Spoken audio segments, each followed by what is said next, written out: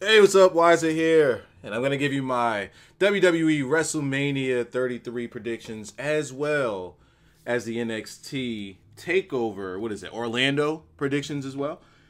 Sorry I didn't get this to you guys earlier in the week. It was so much I wanted to do for WrestleMania week and weekend. I just haven't, man, I haven't even been home, dog. I haven't had the time. I've been so busy, but I want to make sure I get this to you guys. And I've pretty much confirmed in my head that tonight I will be doing the NXT watch party here live on YouTube as well as that WrestleMania 33 live watch party. So if you got some time tonight while watching NXT, come on over, swing over to the YouTube channel, this channel here, subscribe if you're new, and come hang with us as we watch NXT Takeover. It should be fun. Let's start the predictions of this. I wanted to do like a full like preview video and then a prediction video, but I'll just jam it all into one here. Not as fleshed out as I wanted it to be, but even this I gotta hurry up and knock out. So we're gonna start this thing off with the Cruiserweight Championship match. I want to knock out the pre-show matches. There's 3 of them. I also see, I'm looking at the order of the matches that they have on the site, and they have the tag team match like jammed in between the women's match and the battle royal, and the women's match and the battle royal are both on a kickoff unless they've moved it. Interesting, because I'm looking at the website here, WWE.com, and they have Cruiserweight Championship kickoff. Then they have 4th annual Andre the Giant battle gimmick. The stuff where you throw guys over the ring or over the ropes. And they have that as the kickoff. But then for the SmackDown Women's Championship match, it doesn't say kickoff, even though it's been announced that it was going to be on the kickoff show. Well, anyway, I'm going to pretend that it still is. I'm going to start out just blazing, right? Now, personally, I think that they should have the Andre the Giant Battle Royal Memorial gimmick thing where you throw guys over the top rope. I think that they should have that first, because that's typically your match where people are still coming in, you know, you got time to kill, and nobody's really going to be paying attention to it. We all know who's going to win that one. And as a matter of fact, I'll start off with that one. If we're doing match placement, I would do this one because I think you want everybody to see the Austin Aries versus Neville match. That's a match that should be on the main card. It's a shame that it's not. And Aries and Neville have both said they're going to treat this as if it's on the main show, and they're going to treat it as if they are the match of the night.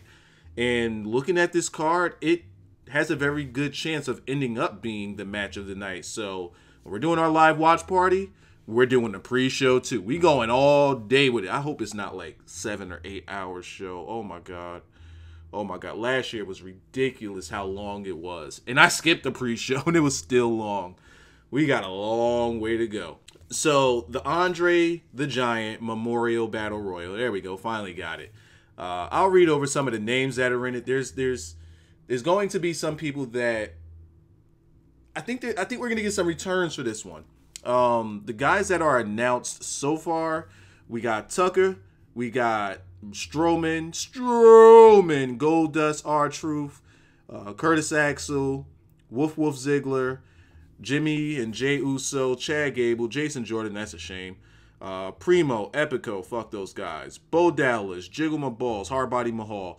You got Rhino, Heath Slater, Apollo Crews, or Apollo Creed, Mojo Brawley, Big Show, Kurt Hawkins, Tyler Breeze, Fandango, Tien Bing. If you guys don't know who he is, I don't blame you. He just started in NXT recently, and he was in like that tag team thing in which they lost pretty early. He's a big guy. I don't want to say he's good. No need to even talk about him. Mark Henry. But that's where it ends. So announced, we have, let's go through that again. 1, 2, 3, 4, 5, 6, 7, 8, 9, 10, 11, 12, 13, 14, 15, 16, 17, 18, 19, 20, 21, 22, 23, 24. We got 24 guys that are announced. Now, this is an opportunity for them to bring up some NXT guys, give them some shine. I'm thinking maybe Elias Sampson. might get involved in this, or they might throw him in there because he had that loser leaves town match with Cassius Ohno or, Chris Hero. But I'm not expecting like huge names, or I'm not expecting Samoa Joe to be in this. I'm not expecting Finn Balor to be in this because it's the pre-show. They're not putting those guys on the pre-show. It's not happening. Well, you would think that, and then you see Braun Strowman's name there. Oh, fuck off. But one name that I am about 95% sure is going to be in this, one return I could say, I'm expecting to see Shelton Benjamin in this match. I am fully expecting Shelton Benjamin to return and be in this match. But if we got to go with a winner, just looking at these names, you got to go Braun Strowman. Because, I mean, you got Tucker, you got Gatus, like none of these names, not a single other one of these names other than Big Show. I thought Mark Henry had none retired at this point. Is Kane in town? I don't know. And I think I'm spending way too much time talking about this match to begin with. So let's move on. Let's talk about that Austin Aries and Neville match. Now, I got my winner Braun Strowman for that. And of course, he gets his monster push afterward. Again, guys should be on the main card. It's just shame that they're not putting him in there with Broman and Undertaker. That would have made the most sense. But, all right, whatever. So, Neville and Austin Aries. And personally, I'm looking at this card, and I say, I think it's going to be match of the night. I think it's going to be match of the night. And it's going to be on a freaking pre-show. Insane.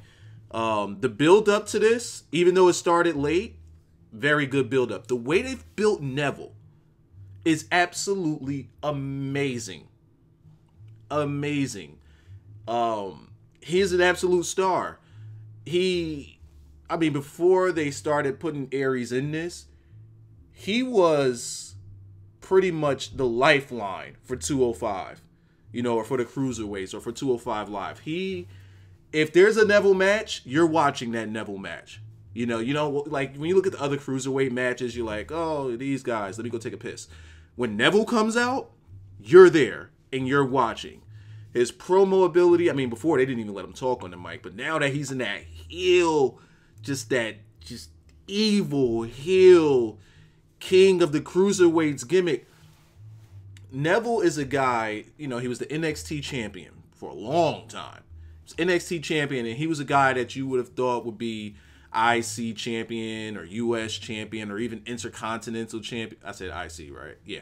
So you would think that he would be that. And putting him in the Cruiserweight division, you would think that maybe that would feel like a step down for him, right? But no, he's completely owned it. And not only has he owned it, but he's made the entire division his. And it's so great how well they've developed his character as a heel, as this king of the Cruiserweights gimmick. It shows you that they could take someone, because Neville had no personality. Neville didn't talk. He just flipped and was just Diesel. That's all he did. That was him. And they've made this guy into one of the best parts of this roster. Easily one of the best parts of the entire roster. And they put the weight of a complete division and show on his shoulders. And I believe he's carried it. Now, you got Gallagher and you got those other guys that are in there that are pretty good, but they don't get that focus. And they don't get taken seriously as a Neville, right? So you add Austin Aries, who... this guy is just, he's royalty in, indies wrestling, and I wouldn't say as much in TNA. They did well with him in TNA, but in the indies and ROH, this guy was the fucking man. The first, was he a two-time ROH champion? Was he? Or was that Briscoe that was the first one? Either way, I believe he was a two-time champion. I believe he was the first one. But either way, Austin Aries was indies royalty. This guy is just great. And he tells you, the greatest man to ever live. That's his moniker. He's one of those guys that just wrestles so fluid. and smooth. And then you put him on the mic and the guy could just talk and talk and talk and never bore you. Now, as a babyface, that's not where he comes off the best, but he can make it work. He's easily best as a heel. And I like how they got him toting that line. They got him in the gray area. They don't got him as complete babyface. They got him toting that line where he'll get aggressive. He'll get real fucking aggressive. Or he'll cheap shot you. He'll do some dastardly stuff, but not completely his heel work. But what they've done here in this match is they set up two big name guys. Both of these guys can easily carry this division. Easily carry this division. And they're putting them on WrestleMania, which is just great. Absolutely great. And I honestly believe that this match is where the show is going to peak. As far as match quality, the show will peak here. At the beginning. In the pre-show, it's going to peak in a Cruiserweight Championship match. That's going to be crazy. Who do I have winning it? I think you got to keep the belt on Neville. And I say that for a few reasons. One of the main reasons I say that is because if you put this thing on Aries, the title, it's already been flip-flopping around like crazy. I think we've had this title since the summer, and you've already had about 4 champions. You've had TJ Parker, who was terrible. You had Brian Kendrick, who was not good. You had Rich Swann, who, okay. And now you got Neville. Four. In the span of about 6 months. 6 or 7 months. That's way too many title changes. Or even way too many different people holding it. So to put it on Aries, you gotta put some lineage behind this thing. You gotta put a sense of urgency behind this title. Because when Aries falls, then it's like, okay, now who can beat this guy? So now you reset. Neville is strong. He can't take a step back. He cannot. Aries losing, it doesn't hurt him because he's a made man. But it resets the division. It resets the shuffling of all of those other guys. We still have yet to have Grand Metalik come back. I don't really care for Lice Dorito. Like, I don't care that I haven't seen him in a while. But, you know, like, there's still guys that we haven't seen come back for a while. I don't know if they're still working on Kota Ibushi. And even if they were, he probably should never touch 205 Live. But then again, you can say that about Austin Aries and Neville, and they've made it work. So they've taken big names, and these guys have both completely bought in. Names like Aries and Neville, they can take the Cruiserweight division and make it they can make it like just the best part of the show. They can make it a priority. They have the ability to do it. And I like this pairing. Yeah, so that's my main reason. You don't want to flip-flop this title, and you can reset the division. You can reset the challengers, and you can reset your ladder just by having Neville retain. And you have maybe Neville lose at SummerSlam or just later on down the line. He needs to hold this title for a while. I don't want to do like, okay, we're in a 3-month feud now, so we got to flip-flop the title back and forth and back and forth. No, we don't need to do that. It's too status quo. And now that I said that, and that's the WWE formula, now I can see them actually putting the title on Aries. Fucking hell. Please go with my first choice. Let's look at the Tag Team Championship Triple Threat Ladder Match. Well, here's a match I don't give a damn about. We got Gallows versus Big Enzo and Small Cast, and then we got Cesaro and Sheamus. I'm just gonna go right on ahead and predict that Sheamus and Cesaro are gonna win this thing. I think that they should win this thing. Enzo and Cass, Gallows. There's nothing to talk about here.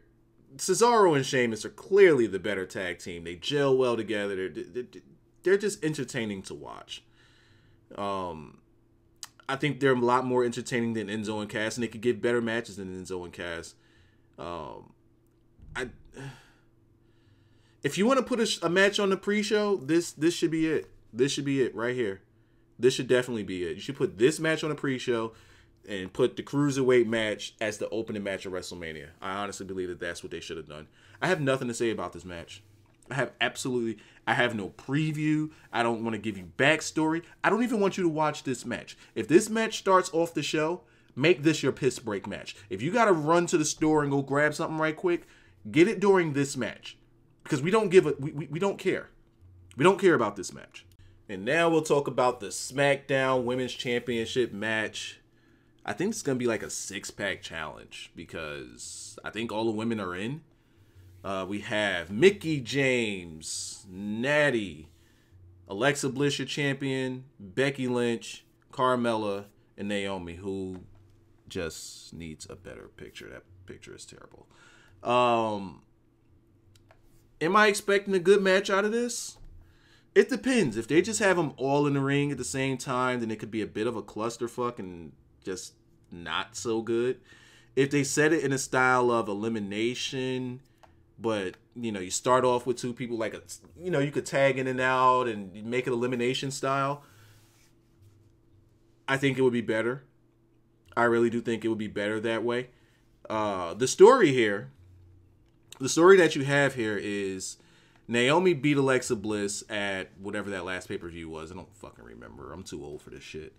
But doing her moonsault split-legged gimmick, when she landed on Alexa Bliss, her knee, like she landed right on that knee, like, and hyperextended it a bit.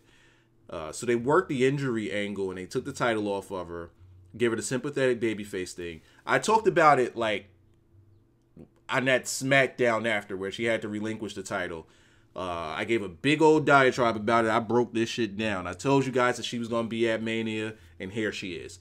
I told you, maybe she legit did get injured, and they was just going to, they knew her timetable. They knew when she would be back. So they knew she would be back for WrestleMania. Take the title off of her. That way she can actually win it in Orlando. She never lost her title. She'll get the babyface pop. She'll get the babyface reaction because the title that she never lost. And she was also stripped of the title. So now it's like, all right, I got the taste of it, but I didn't get to be an actual champion. So that story works. Becky Lynch, they need to push her down the peg a little bit. Natty, I don't know what else they could do here. Like you got Carmella, who's got the effect with James Ellsworth. I don't care. Mickie James, they've pretty much done nothing but fodderize her, and that's a shame because I personally think that she should be carrying this division. Not necessarily should be the champion, even though she would make a great champion, because Alexa Bliss she's an amazing champion. But Mickie James, like, she should be carrying the division. Like, things should be going through her. It's a tough call. They got a lot of talent right here in this picture. And I think that they all can be at the same level. Well, okay, I'm lying because you got Carmella right there. I'm lying. Anyway, who do I have as champion walking out? I will put this thing right back on Naomi, especially like if it's on a pre-show. Definitely they're gonna put it on Naomi. Alexa Bliss. I'm not saying they should take the title off Alexa Bliss because I think she's a great champion. I think she carries herself well. I think she looks the part. She acts the part. But I think this is a moment thing. And playing into that storyline, playing into that injury angle. I mean, she was hurt, but it made up this story. So you got to go all the way with it. You absolutely have to go all the way with it. And I can see her walking out as the champion. And Alexa, like her feud, like she'll feud with Alexa Bliss thereafter. That's just how I see it, you know. So I wouldn't mind flip-flopping the title between those two. Yeah, I kind of like that. Yeah, I'll go with that. Naomi wins, and then she feuds with Alexa. Okay, so we've gotten all of the preliminary stuff out of the way, and we are now going to talk about the Intercontinental Championship match between Dean Ambrose and the Baron Corbin. I believe that this match hasn't had the greatest build in the world, but I also believe that it's a match that could be a pretty good match. And the reason why I say it is simple. Well, not so simple. It's a little bit complicated. Dean Ambrose was cheated out of a WrestleMania match last year with Bort Laser. There was a ton of things that he wanted to do with Bort that Bort just wasn't interested in doing. Just no interest at all.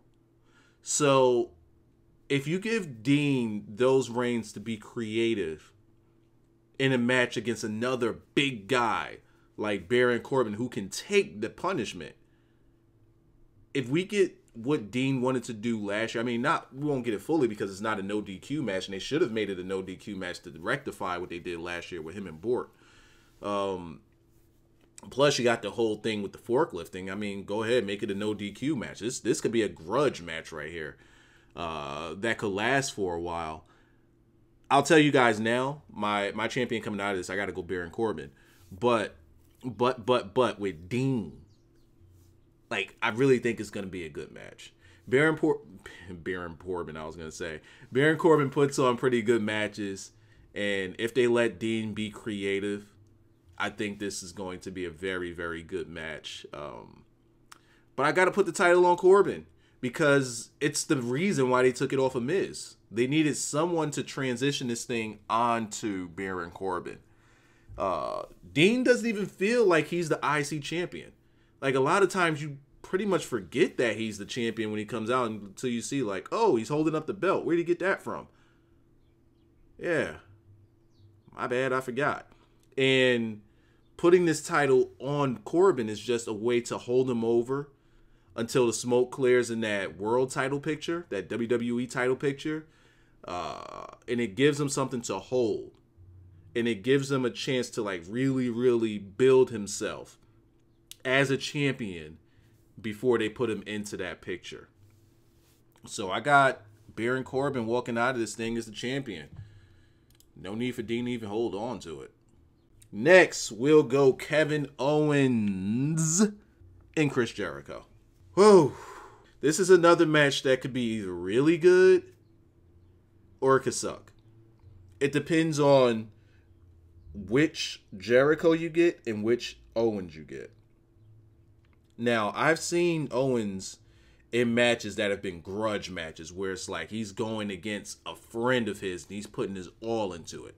If you get a Kevin Owens that puts his all into it, like as he did against his first match with Cena, then if he holds up his end of the bargain, you're halfway there.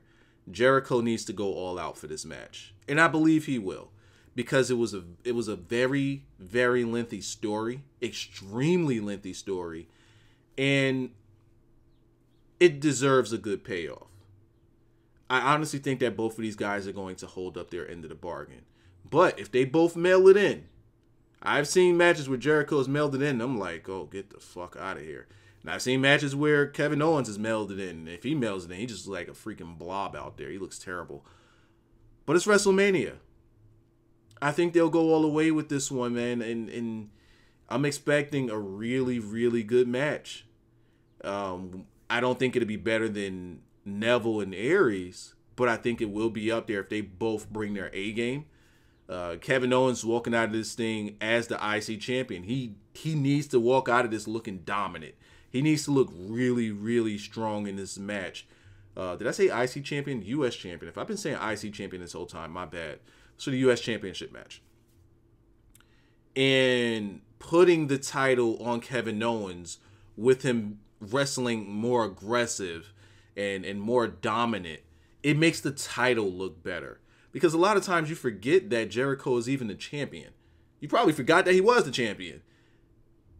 Kevin Owens getting this title in an aggressive, monstrous manner can really, really help put some eyes back on the U.S. Championship. We all know the story about the friendship thing, so no need to bore you guys to death with it. You've been watching it for damn near a year at this point. So yeah, that's my prediction, and I guess you could say preview on that match. And now we must talk about the women's fatal four-way match.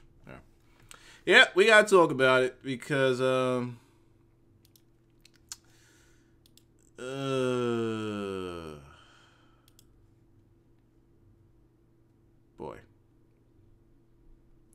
Bayley versus Sasha versus Charlotte versus Nia Jax.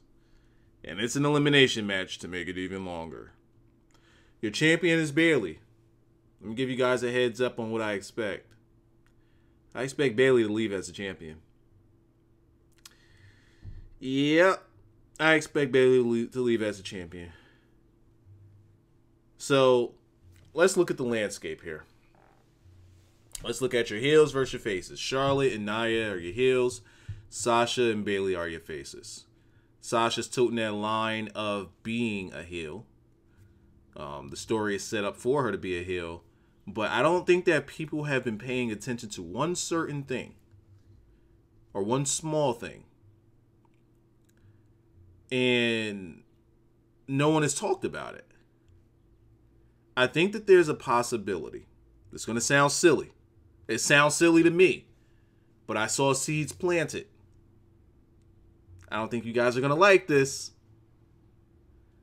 There's a possibility that they might, in the future, not in this match, but in the near future,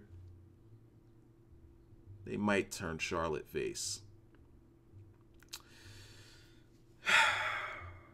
I know it sucks. I wouldn't do it at all.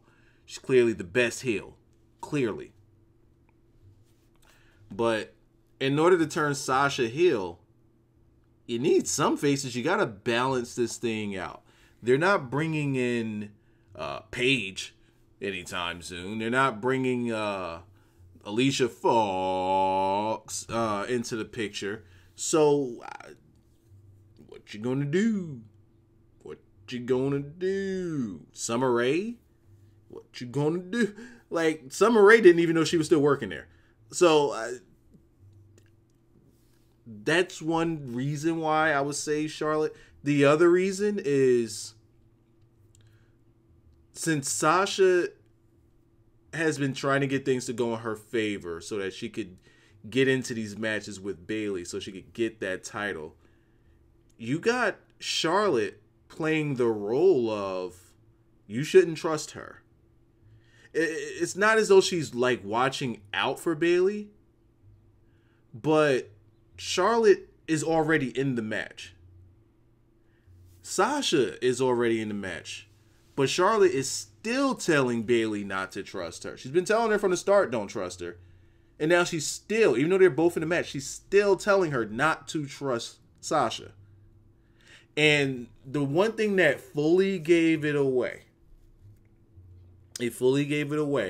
was when Sasha didn't help Bayley against Nia Jax. Because Sasha always helps Bayley. But she didn't help her against Nia Jax. And Nia Jax is now in there. And Charlotte said the just simplest thing. Bayley, the reason why Sasha didn't help you against Nia is because she doesn't give a fuck about you. She's already in the match. She's already got her shot. She doesn't need to be on your side anymore. Makes sense. Why wouldn't they get rid of Nia Jax? Why wouldn't they help? Why wouldn't they both come out and help her beat Nia Jax and make this easier for themselves? Well, that's on WWE, right? And I ain't got nothing for you on that one. But I think that Bayley walks out of here as the champion. They've already fucked up the thing with Charlotte. You know, the undefeated streak as champion at pay-per-views. And they've already messed it up. And putting the title on Charlotte does nothing for her. She needs to take a step back. Putting the title on Sasha does nothing for her. She's held it for, 3, 4, 18 times already? Nia Jax is the only other option, but I don't think that it's her time yet. Maybe by SummerSlam, she'll be champion. I'm thinking SummerSlam is, she'll be ready by then. They need to go full character change on Nia, I believe, and I think it'll work then. But it just makes sense to keep it on Bayley. Especially now, I don't know if this is rumor or not. I haven't read anything. I haven't seen anything. Motherfucker, I ain't been in a house in a week. So, if Bayley keeps this title, is there a chance that Asuka comes up? is there a chance that Asuka comes up? Because if I would put Asuka on any brand, it would be this Raw brand, because they absolutely need her. And she can have amazing matches with these other 4 girls here. So, it'd be best if Bayley held on to that title. It'd be best. Because Asuka's not a heel or a face. Asuka's just a bitch that's gonna fuck you up. And now we have Shane and AJ Styles. How did we get here? We'll never know. The way this match was built, to me, it made no sense. As a matter of fact, WrestleMania and the entire way that they've built WrestleMania, very lackluster. We knew of this card probably as far back as October, and they didn't start putting the pieces together to get these matches announced until like 3 weeks before WrestleMania. I don't think that that's exciting build. Now, if we know the card, if they just announced to us what the card is and they had those guys working toward it, then okay, I'm fine with that. But that's not what they did. And I'll give you an example. Cena and Miz. As a matter of fact, we'll talk about that. We'll talk about that when we get there. I'll use the AJ Styles and Shane as reference. And then when we get to the next matches, everything will start making sense. Now, they were planting seeds with AJ Styles and Shane for a long time. They were planting seeds. Planting. Well, just with AJ. Not with Shane, but just with AJ. But the problem I have with it is the seeds were being planted and they were being watered by Daniel Bryan. See what I did there? You got planting, you got watering, and then bam, out comes a Shane. Don't ask how we fucking got there. To me, if you're running an angle where AJ Styles just continuously gets disrespected, and he's also getting disrespected by Daniel Bryan, and you have Shane who is he's on AJ's side and he's pulling for him and he's trying to get him these title shots. How we get here? I understand AJ's attack of, well, you're the commissioner, you're the man, make it happen. I'm just going to F you up because this guy over here is a fucking cripple and I can't touch him. Shane, I can touch. To me, it's a bad build. And they've tried to make it work. But the build of it is confusing. It doesn't make sense. So, I'm not all that invested in this match. And I really can't give you much. I mean, I expect Shane to... He's going to jump off of something. I don't know what it's going to be. But insert funny thing to jump off of here. And that'll be Shane. AJ's going to probably try to slow the match down and do like a wrestling style match. Just to toy with Shane.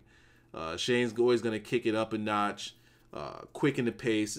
I think it'll be a fun match.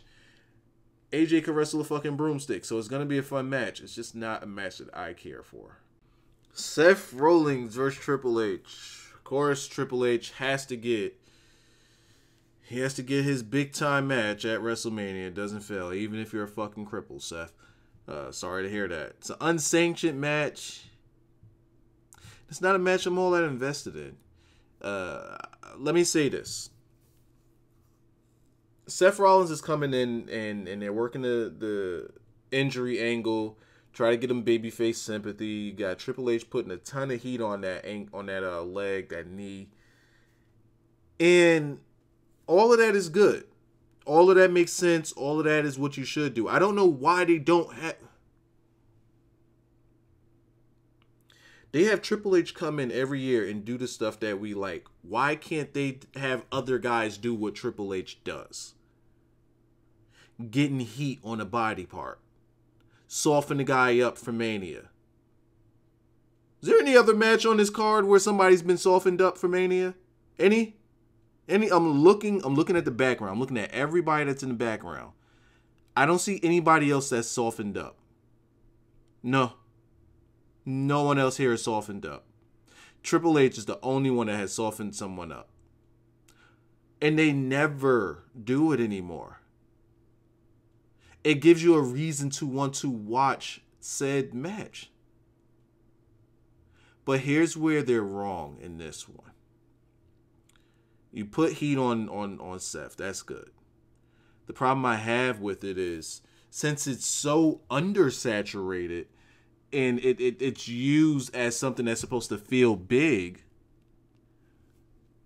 then the blow-off to this is non-existent. What does Seth get for beating Triple H? Well, he just beat Triple H. That's it. If something like this was happening and he had to overcome these odds in which Samoa Joe is going to come out and then Finn is going to come out and help. Side note, Jones, make sure that you mark down the time and remember that I said it. Even though that's going to happen, what's the payoff for such a big angle? There isn't one.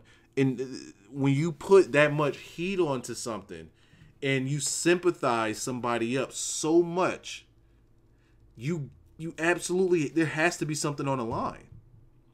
Maybe what should have been on the line is the abolishment of the Authority versus Seth Rollins has to leave Raw.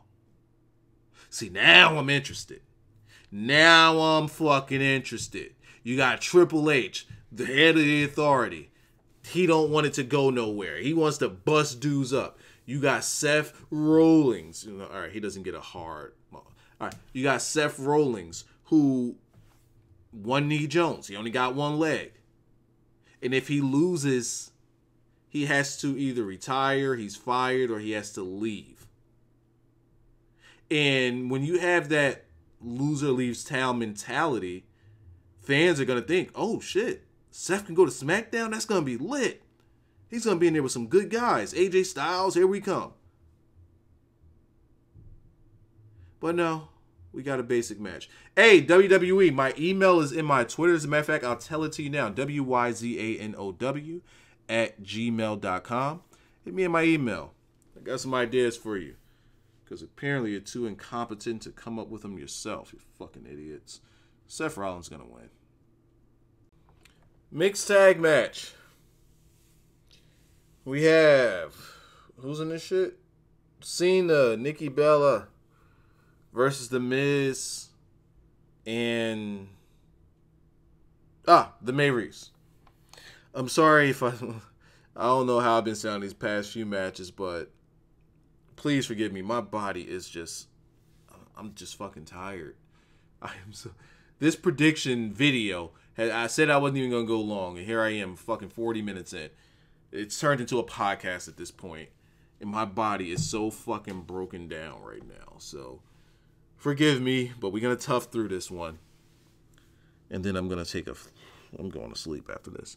So, I wouldn't say it's had the best build, but it has the most intrigue. And this was supposed to be a match that first nobody wanted, then your piss break match, then the throwaway match, and now it's like the most intriguing match because of the Miz. Like the Miz deserves some "you deserve it" chants at this point. And if I sound louder now and closer, it's because I actually am closer to the mic because I'm just leaning at this point. I'm dying. Oh my God, I'm fucking dying. Miz has made this very, very interesting. I talked about him a lot in my SmackDown reviews. And I can't do him any justice, man. He did the Total Bella bullshit. He did that a couple weeks in a row.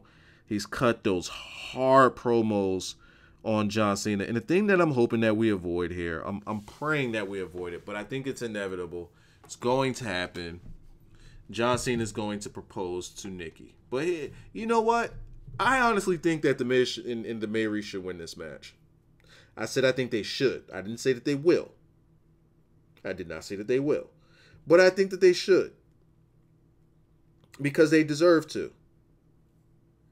Miz has been the best performer in WWE since the brand split. AJ's been the best wrestler, but Miz has been the best performer.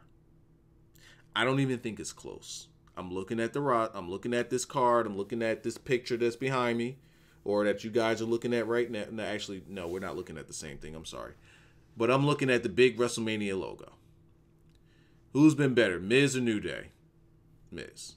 Miz or Corbin? Miz or Bliss? Miz or Kevin Owens? Randy Orton? Sasha Banks? I'm just looking from a performer's perspective. Miz has just been the best, even over AJ. Because performer is more than just wrestling. You got to get on the mic and sell somebody a match. And that's where Miz shines. Plus, his in-ring ability has been so much better since the brand split. He's putting on good matches. He actually is putting on good matches. So that's the very, very good part of it. If I have to go with somebody, I think Cena and his girlfriend are going to win. They're going to do the whole propose gimmick, blah, blah, blah. Honestly, I think that Miz should win. Just to act like he's going to, like, all right, let's say Miz, when he gets on the mic, he cuts a promo, you know, more so burying their relationship once again. You know, you didn't even save your woman from getting beat by the Maryse. Your relationship is a joke, and then, Cena F5 him. He takes a powder, he gets out of there, the Maryse gets out of there, and then you do your proposal thing that way. Fuck it, give the Miz a win. He absolutely fucking deserves it. God damn, I sound tired. Got 3 more matches to go, baby. Let's talk about some title matches. Because I'm going to save the best for last. Title match I'm going to start out with is... Let's get Goldberg and Bort Laser out of the way. Is this going to be the last match of the show? I don't know. Because this whole thing with JR coming to the announce table. And, might be seeing Undertaker's last ride. But nonetheless, Bort Laser, Bill Goldberg. The story is simple. You guys know it. It's been laid out. Goldberg has just been dominating Brock every chance he gets. They had the match at Survivor Series where Goldberg beat him in a minute 26. Spear. What was it? Jackknife? Yeah. Spear, jackknife, the end. Royal Rumble, he comes in. Spear, get the hell out of my ring. Then he wins the championship from Kevin Owens in a bullshit fashion. Crowd starts to no longer get behind Goldberg. And now it's time to take the title off the guy so that he can ride off into the sunset. He's done everything he said he was going to do. It's time to run off and just go off into the sunset. Bort Laser, on the other hand. It's about time we start cashing in on Bort. There's been a chink put in his armor. He's been exposed. There's 2 guys that could take that title from him as of this moment.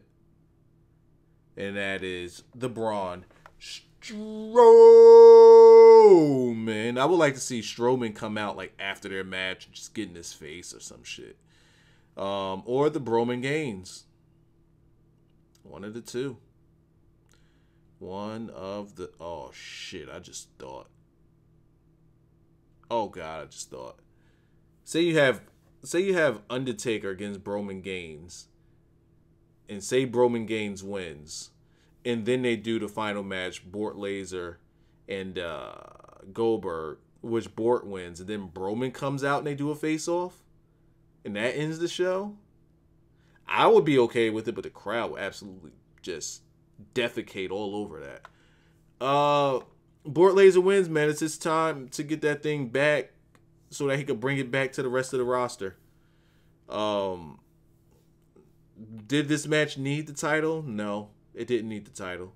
It didn't even need the title to headline the show. It didn't even need the title to go on last. I actually think that they're going to get a really good match out of this. I think we're going to get a good match. We're not going to get what we got at WrestleMania 20. And I think that Brock is going to do good business here. But Brock is coming back. Like he's ready for his receipt. And that Mania, he's going to get his receipt. Big time. Big time. I would like Brock to bloody this guy up, beat him, and as the ref's counting for 3, Brock pulls him up by his bald head and says, no, I'm going to give him this work. I'm going to keep going. This guy can only last 90 seconds. No, I'm going to keep going. I'm going to keep fucking. And just have Brock just fuck for a good 8 minutes. Just suplex him for 8 minutes because fuck you and your gray beard. I don't even know what I'm talking about at this point. I'm fucking dying. Oh my God. Let me finish this up before I pass out. Bray Wyatt versus Randy Orton. So much wrong with this that could have been done better. The Wyatt should have never been broken up. Randy Orton should have won the title at Elimination Chamber, with Bray winning at Royal Rumble and have Bray win at WrestleMania. You could... This just could have been done better. And I think that that's all I have for it. I just think this could have been done better. There's no need to break up the Wyatt family. Sure, Luke Harper wanted to finally go on his own and see what he could do out there. But I like my idea better. You let Luke Harper go out there and you let Luke Harper build himself up to be a top guy, but still a guy of the Wyatts, right? Maybe even introduce a new character, because Eric Rowan, I don't know if he's cleared or not to come back, but just build up Luke Harper as a top guy so that when he is back in the Wyatts, it's like, how do we deal with these two? You got Bray as a champion, and his subservient, his right-hand man, is an absolute killer. I used the analogy before where I said Bray Wyatt and Luke Harper and I compared it to, if anybody here reads manga or watch anime, One Piece, you have Luffy, who's the captain, and Zoro, who's his right-hand command, and they wonder if Zoro could even beat Luffy. They think it's possible that he could beat his own captain. That's how much stronger his right-hand man is. And if you do an angle like that with Luke Harper and Bray Wyatt, it makes them look more dominant. And then you also have Randy Orton here, who's seasoned.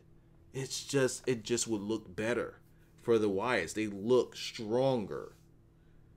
But right now, we still don't know what we're doing with these guys. We just don't fucking know. Hell, I say send Nikki Cross up there and make her like the reincarnation of fucking...